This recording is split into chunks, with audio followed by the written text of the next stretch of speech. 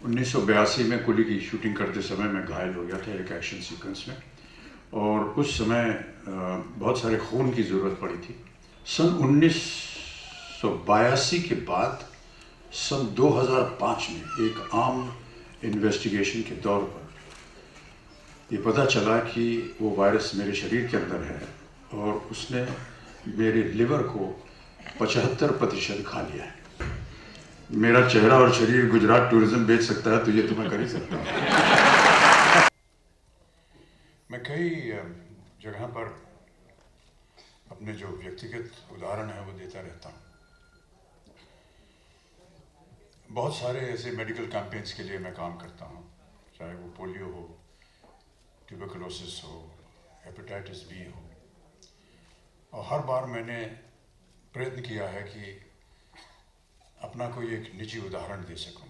बहुत से लोग कहते हैं आप अपनी बीमारी के बारे में क्यों बात करते हैं, लेकिन मुझे उसके बारे में बात करने से ना कोई डर है और ना असुविधा होती है।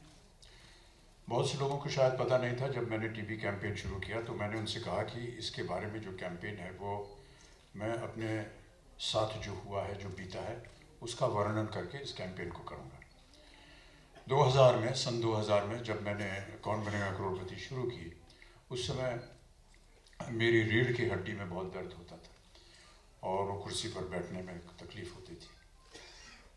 कुछ इन्वेस्टिगेशन किया और पता चला कि मुझे ट्यूबरकुलोसिस हो गया। उस डिटेक्शन के बाद उसका इलाज हुआ और आज मैं टीबी से मुक्त हूँ। इसी तरह हेपेटाइटिस बी, 1982 में कुली की शूटिंग करते समय मैं घायल हो गया था एक एक्शन सीक्वेंस में, और उस समय बहुत सारे खून की ज़रूरत पड़ी थी। तो तकरीबन 60 बोतल खून, प्लेटलेट्स वगैरह इसकी ज़रूरत पड़ी थी, और 200 लोगों ने खून का योगदान दिया था, तब जा कर के मेरी जान बचाई गई। एक सज्जन उनमें से, उनके खून में हेपेटाइटिस बी वायरस था जिसे डिटेक्ट नहीं किया गया और वो मेरे शरीर के अंदर चला गया। उस समय ये जो वायरस था, ये हेपेटाइटिस बी ऑस्ट्रेलियन एंटीजन इसे कहते हैं, बहुत एक नूतन वायरस था। अभी उसकी सारी जानकारी पता नहीं थी लोगों को, इसलिए उसका टेस्ट भी नहीं हो पाया था। लेकिन मुझे भी पता नहीं चला कि वो वायरस मेरे शरीर के अंदर है। सन 1982 के बाद सन 2005 में एक आम इन्वेस्टिगेशन के दौर पर ये पता चला कि वो वायरस मेरे शरीर के अंदर है और उसने मेरे लिवर को 75% खा लिया है। आज अगर मैं आपके सामने खड़ा हूँ तो मेरा लिवर जो है वो केवल 25% है, 75% वो हेपेटाइटिस बी की वजह से ख़त्म हो गया है। लोग ऐसे कहते हैं कि 12% अगर आपका लिवर हो तो भी आप जीवित रह सकते हैं। कहने का ये मतलब था कि अगर मैं आज आपके सामने खड़ा हूं तो सही डिटेक्शन हुआ, उसका सही इलाज हुआ, और मैं अपना जीवन व्यतीत कर रहा हूँ एक आम आदमी की तरह। आज जब बहुत से लोगों ने बात की कि किस तरह एक शरीर का अंग लोगों का चला जाता है, सुनाई नहीं देता उनका, तो इसके बाद भी मुझे याद आया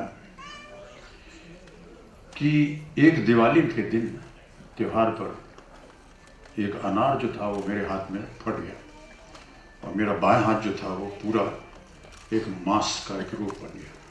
न उंगली थी, ना खून थे, न कुछ था। धीरे धीरे उसका इलाज किया और धीरे धीरे वो सब वापस आ गया।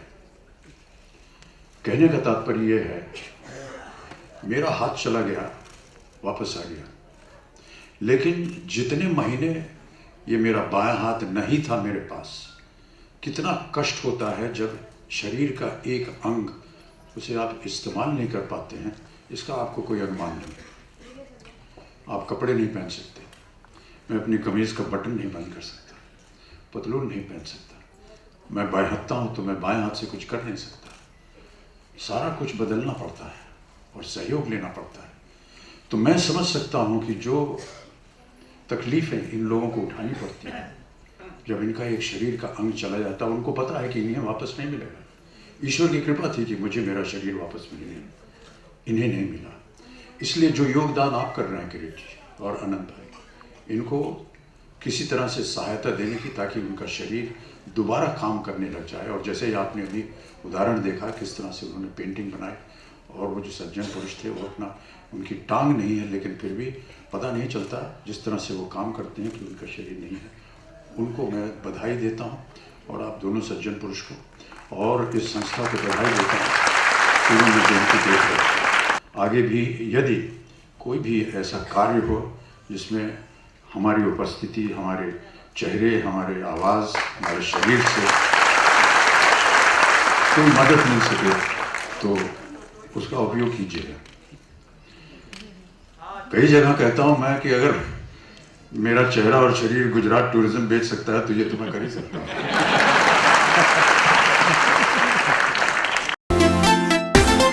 koimoi.com